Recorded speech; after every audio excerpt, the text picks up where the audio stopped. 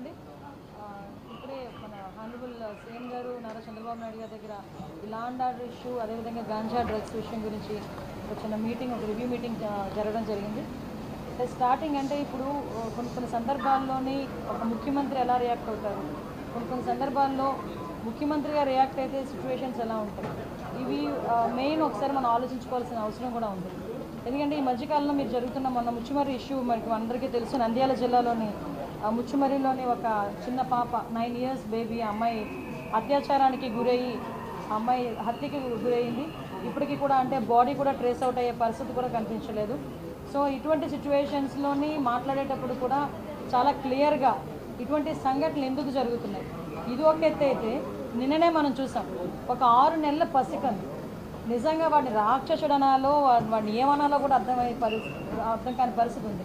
అటు ఒక చిన్నతాత వరుస అయిన వ్యక్తి ఆ అమ్మాయిని అబ్యూస్ చేయడం, 6 నెలల పసికందు మీద కూడా అత్యాచారానికి ఒడిగొట్టడం నిజంగా చూస్తూ ఉంటే కొన్ని సిచ్యువేషన్ అతని సిచ్యువేషన్ కూడా మేము అక్కడ ఎస్పీ గారిని కూడా నాకు తెలిసిన వెంటనే నేను ఎస్పీ గారితో మాట్లాడడం జరిగింది. ఎస్పీ గారు చెప్పడం కూడా ఏంటంటే కంప్లీట్గా తాగిన మైకంలో, ఎంత తాగాడంటే ఈవెన్ పోలీస్ స్టేషన్కి తీసుకొచ్చిన తర్వాత కూడా అతనికి తెలివి రాలేదు, అప్పటికి కూడా అదే మైకంలో ఉన్నాడు. అలాంటి మైకంలో ఆ పిల్లని పాప చిన్న పసికొందిని అత్యాచారం చేసిన సంఘటన కానీ ఇవన్నీ చూస్తూ ఉంటే చంద్రబాబు నాయుడు గారు నిజంగా స్టార్టింగ్ ఇవే టాపిక్స్ ఎత్తుకున్నారు. మేము కూర్చున్న తర్వాత అసలు ఎందుకు ఈ పరిస్థితులు వస్తున్నాయి, ఎందుకు ఇటువంటి సిచ్యువేషన్స్ ఎందుకు మనం ఎదుర్కోవాల్సిన అవసరం వచ్చింది, ఎందుకు లిక్కర్ మీద, గాంజా మీద, డ్రగ్స్ మీద మనం ఎట్టి పరిస్థితులు ఉక్కుపాదం మోపాలి. ఈ గంజాయి మత్తులోని కానీ, డ్రగ్స్ మత్తులోని కానీ, ఈ మద్యం మత్తులోని కానీ వీళ్ళు చేసిన అరాచకాలు చూస్తూ ఉంటే ఎక్కడో ఒకటి వీళ్ళకి ఫుడ్ స్టాప్ పడాలి అనే ఉద్దేశంతో ఎస్పెషల్లీ ఈ 2 కేసుల విషయంలో మనకి విజయనగరం జిల్లాలోని రామభద్రాపురం మండలం జీడికి వలసలోని జరిగిన 5 నెలల పసికందు మీద జరిగిన అత్యాచారం కానీ, ఇప్పుడు ఈ మచ్చుమరిలోని అమ్మాయి హత్య విషయంలోని కానీ చాలా సీరియస్గా స్పందించి గౌరవ ముఖ్యమంత్రి గారు ఈ 2 ఇష్యూస్కి కూడా ఒక స్పెషల్ కోర్టును కూడా ఇమీడియట్గా ఏర్పాటు చేసి ఆ స్పెషల్ కోర్టు ద్వారా అతి తొందరగా నిందితులు ఎవరైతే ఉన్నారో వాళ్ళకి శిక్ష పడే విధంగా చేయడానికి ఆదేశాలు కూడా జారీ చేయడం జరిగింది. అదేవిధంగా ఇప్పుడు ఎవరైతే మనకి ఈ ముచ్చుమర్రి విషయంలోనైతే ఆ అమ్మాయి మరి అతి క్రూరంగా చంపబడింది. ఏదైనా మనం మామూలుగా మాట్లాడుకునేటప్పుడు కూడా చాలా క్లియర్గా ఆలోచన చేసుకోవాలి. ఆ అమ్మాయిని కూడా గొంతు నిలిపి చంపి అక్కడ వాళ్ళు చెప్పిన విధానం బట్టి ఒక రాయి కట్టి అక్కడున్న చెరువులోనో కొలలోనో పడేసిన పరిస్థితి. సో అటువంటి సిచ్యువేషన్లో అమ్మాయి బాడీ కూడా ట్రేస్ అవుట్ అవ్వలేదు. ఎన్డీఆర్ఎఫ్ బృందాలు ఇంచుమించుగా చాలా ఎక్కువగా మేమందరం కూడా పంపించడం జరిగింది. ప్రతిరోజు కూడా కంపల్సరీగా చంద్రబాబు నాయుడు గారు దీని గురించి మానిటర్ చేస్తున్నారు. మమ్మల్ని ప్రతిరోజు అడుగుతున్నారు ఎంతవరకు వచ్చిందో రిపోర్ట్ ఏంటని అడుగుతున్నారు. దీని మీద మేము అంత ఎన్డీఆర్ఎఫ్ బృందాల దగ్గర నుంచి అన్నీ కూడా ఎతికినా కూడా అమ్మాయి బాడీ అయితే ట్రేస్ అవుట్ అవ్వలేదు. ఇప్పుడు ఆ తల్లిదండ్రులు ఎవరైతే నిందితులు ఉన్నారో నిందితులను కూడా పట్టుకుని రిమాండ్కి పంపించడం కూడా జరుగుతుంది. అరెస్ట్ చేయడం జరిగింది. ఇప్పుడు రిమాండ్ కూడా పెడుతున్నారు. అట్ ద సేమ్ టైం ఆ కుటుంబానికి చనిపోయిన బిడ్డను ఎవరు కూడా తీసుకురాలేదు. జస్ట్ వాళ్ళకి ఒక కాంపెన్సేషన్ విషయంలో ఒక 10 లక్షల రూపాయలు ఇవ్వాలని చెప్పి ఆ ముచ్చుమరి కేసులో మనకి 9 సంవత్సరాల ఆడబిడ్డకి ఏదైతే అన్యాయం జరిగిందో, అమ్మాయి హత్యగా వెంచబడిందో ఆ కుటుంబానికి 10 లక్షల రూపాయలు. అదేవిధంగా ఇప్పుడు అత్యాచారానికి గురైన బాలిక ఉంది, బాలిక ఇన్ ద సెన్స్ పసికందు, ఆ పసికందుకి కూడా ఒక 5 లక్షల రూపాయలు ఫిక్స్డ్ డిపాజిట్ చేసి రేపు పొద్దున్న అమ్మాయికి ఉపయోగపడేటట్టుగా ఫిక్స్డ్ డిపాజిట్ చేయమని కూడా ఇప్పుడే సీఎం గారు ఆదేశాలు ఇచ్చారు.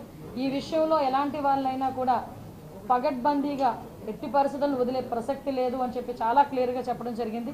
అట్ ద సేమ్ టైం ఈరోజు ఏదైతే గంజా విపరీతంగా పెరిగిపోయి, డ్రగ్స్ విపరీతంగా యూసెస్ పెరిగిపోయి, నకిలీ మద్యం తాగి వాటికి అలవాటు పడిపోయి వాటి నుంచి బయటికి రాని సిచ్యువేషన్స్లో ఉన్న వాళ్ళని కూడా ఏ విధంగా బయటకు తీసుకురావాలి, ఏ విధంగా రీఅడిక్షన్ సెంటర్స్ ఏర్పాటు చేయాలి, వీటన్నిటి మీద కూడా రివ్యూ జరుగుతుంది. డెఫినెట్గా రాబోయే కాలంలో ఆడపిల్ల మీద ఒకటి మాత్రం చాలా క్లియర్ అండి, ఆడపిల్ల మీద తప్పుడుగా చూడాలనుకున్నా కూడా భయం కలగాలి. తప్పుడుగా వాళ్ళ మీద ప్రవర్తించిన రోజే అదే ఆఖరి రోజు అవ్వాలి వాడికి అన్న విధంగా చట్టాలని కూడా మేము క్లియర్ కట్గా చట్టాలని కూడా మేము చేసుకుంటామండి. డెఫినెట్గా రాబోయే కాలంలోని ఆడపిల్లల మీద ఎటువంటి అఘాయిత్యాలు జరగకుండా చూసుకునే బాధ్యత కూడా తీసుకుంటాం. ఏదైతే ఈ 2 విషయాలని కూడా నేనే స్వయంగా వెళ్ళి వాళ్ళకి ఆర్థిక సహాయం అందించేటట్టుగా నేను ఏర్పాటు చేసుకుంటాను. అవునండి, అది చేస్తామండి, అది కూడా చేస్తాం. ఇంకా అనౌన్స్ చేయలేదు, అనౌన్స్ చేస్తామండి. 9 రోజులండి. నిజంగా మీరు ఆ విషయంలోని మనం ఇది దాటేయాల్సిన అవసరం లేదు.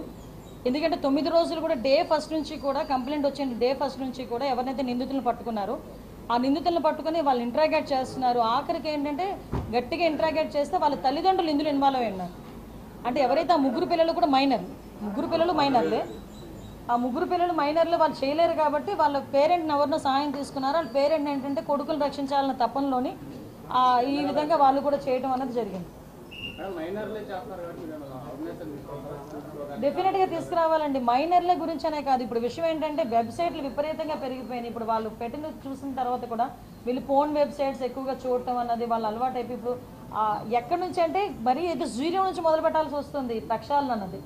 ఈ వెబ్సైట్లు విపరీతంగా పెరిగిపోయినాయి. ఎవరు పడితే వాళ్ళ చేతులు స్మార్ట్ ఫోన్లు ఉంటున్నాయి. తల్లిదండ్రులు కూడా వాళ్ళు ఏం యూజ్ చేస్తున్నారు అన్నది కూడా ఏమి చూస్తున్నారు అన్న దాని మీద కూడా అవగాహన మనకి రావట్లేదు. ఏంటో ఇప్పుడు అంటే కొన్ని రాజకీయంగా విమర్శలు అవసరం లేదు కానీ ఇటువంటి సిచ్యువేషన్స్లో బట్ నేను ఏమంటానంటే ప్రతి తల్లిదండ్రులు కూడా దయచేసి మీ బిడ్డలకి ఫోన్లు ఇచ్చేటప్పుడు, ట్యాబ్లు ఇచ్చేటప్పుడు, ల్యాప్టాప్లు ఇచ్చేటప్పుడు ఒక కంట కనిపెట్టాలి. ఎందుకంటే వాళ్ళందరూ చిన్నపిల్లలు, వాళ్ళకి తెలియక చాలా వ్యవహారాల్లో వాళ్ళు తలదూరుస్తుంటారు. అటువంటి సందర్భంలో వాళ్ళకి తెలియకుండానే కొన్ని తప్పులు కూడా జరుగుతుంటాయి. ఇప్పుడు మైనర్లు గట్టిగా మాట్లాడుతూ మైనర్లు వాళ్ళు 12 సంవత్సరాలు, 14 సంవత్సరాలు, 15 సంవత్సరాల పిల్లలు వాళ్ళు ఇప్పుడు ఈ ఇన్సిడెంట్లో వాళ్ళ జీవితం అంతా నాశనం అయిపోయింది.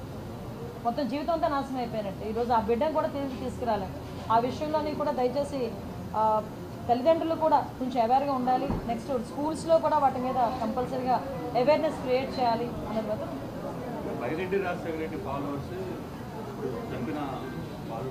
ఎవడైనా అనవసరం అండి. నేను ఏమంటానంటే ఎవడైనా అనవసరం. తప్పే. క్రిమినల్కి పార్టీ ఉండదు, క్రిమినల్కి క్యాస్ట్ ఉండదు. దయచేసి అది కూడా గుర్తుపెట్టుకోవాలి. క్రిమినల్ అన్నవాడికి పార్టీ ఏంటి, క్రిమినల్ అన్నవాడికి క్యాస్ట్ ఏంటి? క్రిమినల్ ఈజ్ క్రిమినల్ అంతే.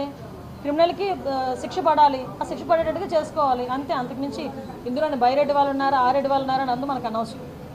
తప్పు చేశాడు, శిక్ష పడాలి అంతే. ఆ శిక్ష కూడా ఎప్పుడో పడవడం కాదు, ఇమీడియట్గా పడాలి. ఆ శిక్ష కూడా యాజ్ ఎల్ యాజ్ పాసిబుల్ పడాలి. ఆ శిక్షను చూసైనా మత్తులో ఉన్నవాడికి కూడా అరే నేను ఈ తప్పు చేస్తే నాకు ఈ శిక్ష పడుతుంది అన్న ఆలోచన రావాలి. అలాంటి శిక్షలు పడాలి. అది మేము కోరుకునేది.